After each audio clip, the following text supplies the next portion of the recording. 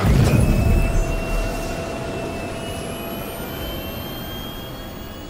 systems online. Salut à tous, c'est Schneider et on se retrouve pour un récap de la semaine sur Star Citizen. Lundi, CIG a mis en ligne une page sur son site pour préparer l'annonce d'un nouveau vaisseau. La page a été mise à jour chaque jour, dévoilant un peu plus chaque jour la silhouette du vaisseau. On n'a pas encore d'informations définitives, mais on a quelques indices. Sur la page, il y a ce logo en bas à droite, et l'un des attributs de sa balise HTML contient le texte RSI Callis. Ça, plus la forme du vaisseau, on est à peu près sûr que ça sera un vaisseau de Roberts Space Industries. Et pour le terme Callis, beaucoup ont supposé que c'était un terme Xi'an indiquant une collaboration entre RSI et un constructeur de cette civilisation.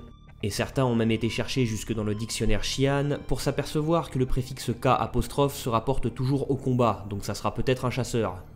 Le lore-post de mardi était la retranscription d'une interview d'un réalisateur de cinéma dans l'univers du jeu, qui parlait de son prochain film à venir, une sorte de film d'horreur à la Alien, mais dans un 890 jump. Le lore-post indique une date de sortie pour le 16 octobre, et certains ont imaginé que c'était un teasing de quelque chose révélé le mois prochain, mais à mon avis, on aura juste l'affiche du film qui sera parfois visible en jeu. L'émission Inside Star Citizen de jeudi était la suite logique de celui de la semaine dernière et était consacrée au minage en FPS dans les cavernes. Le minage en FPS se fera grâce à un pistolet multifonction achetable en boutique et grâce à son composant de minage qui sera équipable depuis le Mobiglass. Ce pistolet aura une interface présentant grosso modo les mêmes informations que l'interface du Prospector lorsqu'on fore des astéroïdes riches en minerais, comme la stabilité, la résistance, la masse, la composition, le tout présenté avec des icônes. En revanche, il n'y aura pas de scanner à minerais comme dans le Prospector, il faudra donc les repérer à l'œil nu. La mécanique de destruction de la roche sera évidemment identique au Prospector, mais en revanche, le ramassage des minerais se fera évidemment à la main et sans rayon tracteur. Les éléments récoltés seront stockés de base dans notre armure, puisqu'elles auront à peu près toutes des poches pour ça. Certaines armures seront même spécialisées pour ça, et lors d'expéditions, il y aura des joueurs qui feront littéralement office de mule pour le transport de minerais. Le module de minage en FPS pourra permettre de miner en partie les astéroïdes.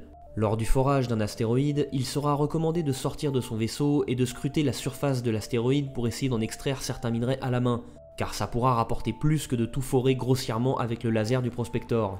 Si jamais vous découvrez une caverne sans avoir d'outils de forage, le jeu devrait quand même faire apparaître des éléments récoltables dans votre environnement, comme des plantes, des fruits, des restes d'animaux, des objets abandonnés qui ne nécessiteront pas de forer quoi que ce soit. Et lorsque votre inventaire sera plein, vous pourrez évidemment vous rendre dans une boutique pour revendre tout ce que vous avez récolté.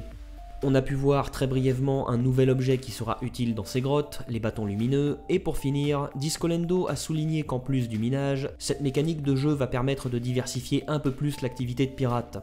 L'émission Star Citizen Live de vendredi recevait Will Weisbaum et Dave Haddock pour répondre aux questions des backers sur le lore. Certains joueurs ont constaté des erreurs dans la chronologie de la première guerre Tevarine. La guerre s'est bien finie au milieu de l'année 2546, et l'empereur Ivar Messer est bien arrivé au pouvoir le 15 décembre 2546. Les Tevarines qui ne sont pas morts pendant la deuxième guerre se sont plus ou moins assimilés à l'UE, certains sont très bien intégrés et ont des postes élevés dans l'armée et dans la vie politique, d'autres sont plus isolés voire carrément séparatistes, certains essayent de remettre leur culture sur le devant de la scène, et certains sont même soupçonnés de mener des cellules terroristes. L'encyclopédie sur l'univers du jeu, la Galactopédia, continue de progresser et elle sera principalement constituée d'articles des journaux Jump Point qui sortent chaque mois pour les abonnés. Au sein de l'humanité, l'anglais devrait être la langue la plus répandue pour des raisons pratiques et beaucoup de symboles chinois seront remplacés par des symboles Banu ou Xi'an. Le carburant pour les sauts quantiques sera détectable au scanner et récoltable un peu partout dans l'univers. Les sauts quantiques ont été découverts avant les points de saut, ce qui veut dire que le carburant pour les sauts quantiques a été découvert initialement dans notre système solaire. Dans la fiction de l'univers de Star Citizen, la molécule permettant de faire tourner les moteurs de sauts quantiques serait disponible en abondance, facile à repérer au scanner, mais pas facile à récolter et nécessitera un matériel bien précis et un travail délicat. Ils ajusteront d'autres caractéristiques à ce sujet au fur et à mesure des idées de l'équipe en charge du gameplay quand le moment sera venu. L'univers persistant ne contiendra probablement pas de livres, mais des mini-histoires comme certains lore-posts ou certains articles qu'on a eus dans les numéros des Jump Point. L'empereur actuel a été élu en 2940, et comme le mandat d'empereur dure 10 ans, l'élection d'un nouvel empereur sera sûrement le sujet de plusieurs lore-posts l'année prochaine. Malgré le fait que la planète Harcorp ait été terraformée par l'entreprise du même nom, elle devrait avoir des océans et de grands espaces non urbanisés. C'est ce qui était prévu initialement, ce qui n'a pas été fait concrètement lors de la création de la planète par les développeurs, mais c'est pas vraiment crédible qu'une planète aussi énorme puisse avoir autant d'espace urbain et fasse importer des milliards de tonnes de biens pour faire subsister sa population. Donc ils vont revenir là-dessus et ArcCorp devrait certainement changer un peu de géographie, même si la sururbanisation restera marquante. D'ailleurs, la chronologie du système Stanton va être modifiée avec une découverte en 2851 et l'achat des planètes par des entreprises en 2865, car avec la timeline actuelle, c'est pas possible que ces planètes aient été aussi vite terraformées, colonisées et ruinées dans le cas de Hearthstone aussi rapidement. Il y aura bien des armes nucléaires dans l'univers du jeu, mais certainement pas accessibles au marché civil. En revanche, les radiations constitueront un nouveau type de dégâts inclus dans le jeu dans le futur. Il n'est pas prévu qu'il y ait des androïdes intelligents au milieu des humains. En pratique, c'est pour justifier le fait que nous les joueurs on ait un corps à piloter manuellement des vaisseaux au XXe siècle. Et dans le lore du jeu, il justifie ça par le fait que plusieurs tentatives de création d'intelligence artificielle ont mal tourné et ont causé des dégâts ou tué des gens. Et donc du coup, l'intelligence artificielle dans l'univers de Star Citizen sera souvent limitée à de petites tâches. La date de fin de création du monde artificiel du système Chronos est la plus grande question au sein de l'UE, et c'est pas quelque chose qui sera réglé dans un lore post sur le site. Ça sera certainement quelque chose que la communauté accomplira en jeu sur plusieurs années et qui générera énormément de missions pour les joueurs. Et enfin, pour ce qui est de la Terre en 2949, elle sera surpeuplée, aura connu pas mal de guerres pour le contrôle de l'eau potable, les bâtiments anciens seront mis sous dôme pour les protéger, et certaines zones auront même été terraformées pour les remettre à neuf.